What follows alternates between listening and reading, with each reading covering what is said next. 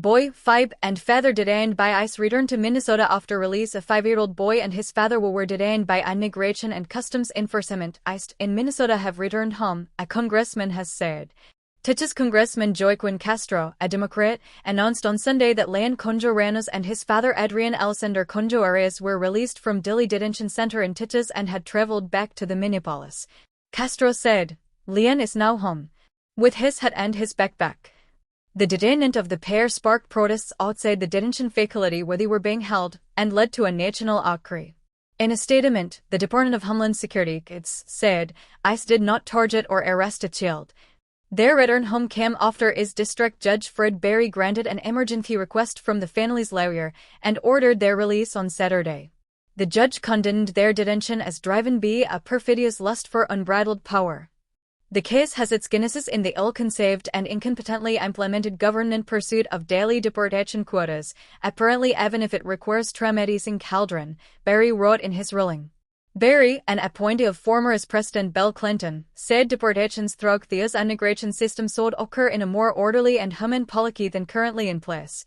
While the father and son were still in the Texas Detention Center, Castro had written on social media that the young boy was not doing well being away from his family, classmates and home.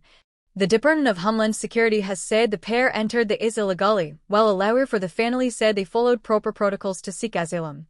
On Sunday, that is said in a statement to the BEX's partner News, the Trump administration is committed to restoring the rule of law and common sense to our immigration system, and will continue to fight for the arrest, detention, and removal of aliens who have no right to be in this country. Minnesota Congresswoman Ilhan Omar, a Democrat and outspoken critic of ICE, also posted on social media about the father and son's return to Minnesota. Liam is home now and we are grateful to Joaquin Castro for traveling to Minneapolis with him and his dad, Omar wrote. Welcome home, Liam. There have been conflicting reports about what happened during the ICE operation where Ramos was first approached by ICE agents. Officials at the school Ramos attended have said the boy had just arrived home from preschool when an ICE agent asked the child to knock on the door of the home to see if anyone else was there. A school official said another adult living in the home asked to take the young boy inside, but was refused. School board member Neri Granlund said she was on the skin and told immigration officials she could take Ramos, but they still detained him. In a post on ICE denied the child had been detained. A criminal illegal alien abandoned his child as he fled from ICE officers, and our officers ensured the child was kept safe in the bitter cold, the agency said. ICE made multiple attempts to get the family inside the house to take custody of the child. They refused to accept custody of the child. The father told officers who wanted the child to remain with him, the agency said. ICE Vice President Ed Vance told reporters ICE had no choice because the father ran. Narc Prokost, a lawyer representing the family, said the father and son did everything right when they came into the country from Ecuador in 2024. They entered the US at a port of entry to seek asylum. They used the cup on up. They made an appointment. They presented themselves to Customs and Border Protection, and they have shared all their information with the government, Prokost said. This family was not eluding ICE in any way. They were following all the established protocols pursuing their claim for asylum, showing up for their court hearings and post no safety, no flight risk, and never should have been detained, Prokost added. Even Liam Conejo, Minnesota was still cold, the kind of cold that bites your nose and makes the ski look like glass.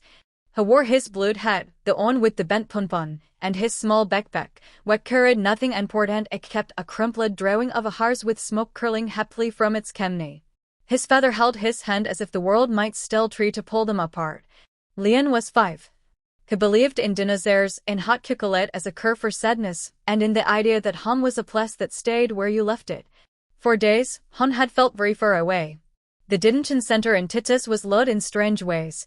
Doors clanged. Shows echoed. Liam learned the escape of waiting, how it stretched and twisted until time felt heavy. At night he asked his father why the lights never really turned off.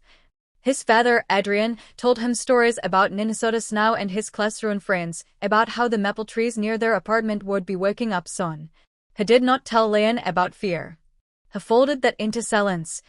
Adrian had crossed borders before, but never like this, with his child's hand in his, with every step measured by the weight of responsibility.